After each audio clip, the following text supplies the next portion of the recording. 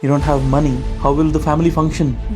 You could be a millionaire today, but if you don't know how to handle your money, you could be a broke person the next day. If I strip them down to their core essence, do I still want to be with this person? How do you think parents can heal so that they don't pass their childhood traumas to their offsprings? What will happen is that you end up triggering each other and it becomes a me versus you when it really should be a we and us kind of situation. We are a money-driven society. Yes. We need money to function. And it's needed every day, each second. Your rents have to go, your groceries have to come, your household stuff has to be there, your car, your home, everything is there. But again, does it matter more than a relationship? The money. Yeah. No. I think, again, we have to look at these evergreen traits because you can be a millionaire today, but if you don't know how to handle your money, you could be a broke person the next day.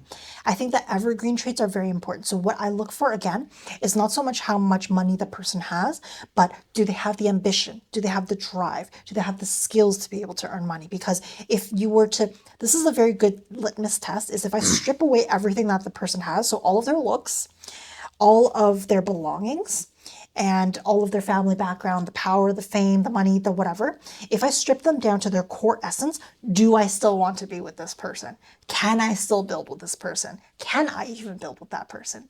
And when you answer those questions positively, then you can build something that is sustaining. Because again, you could have inherited that money. If your answer is yes, that means that is a person for you. I think so. Obviously, there's a lot of other caveats to it. But when we're talking about building a life together, these are the things that you should look for. In a relationship, a point can come where you are more focused on your growth than spending time with your partner.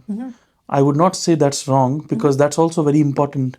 Because if you don't grow, you don't have money, you don't have something, then how will you work? How will the family function?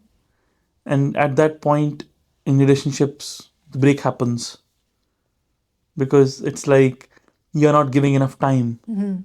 But the other person needs to understand that it's not just about relationship at point, but it's about living life as well. Exactly. Basic things are important. Yeah. But I think it comes to mutual understanding. Yeah. At last, it's all that. Yeah. And I think once these people marry, they have these traumas, their childhood traumas, which they bring in, and they pass it on to their children. If they don't heal. Yeah. How parents can heal? How do you think parents can heal so that they don't pass their childhood traumas to their offsprings? I love that question. It's something I've been exploring actively. So with healing relational traumas, there's two parts to it. So the first part is healing on your own. So there are certain aspects within yourself that you have to do the work with. Otherwise, you get into a codependent relationship, which becomes a whole other set of problems. But fundamentally, relationship traumas have to, and I mean have to, be healed within a relationship. So there's two aspects. One is the doing the inner work, realizing, oh, I didn't realize that my narcissistic parent is the reason why I'm a people pleaser now, and I have a hard time vocalizing my thoughts. So learning on healing that dynamic on your own, but then also practicing it when you get into a relationship and learning, okay, it's okay for me to say no to my partner. It doesn't mean that I hate them and I don't want to spend time with them. It just means I need to take care of myself first.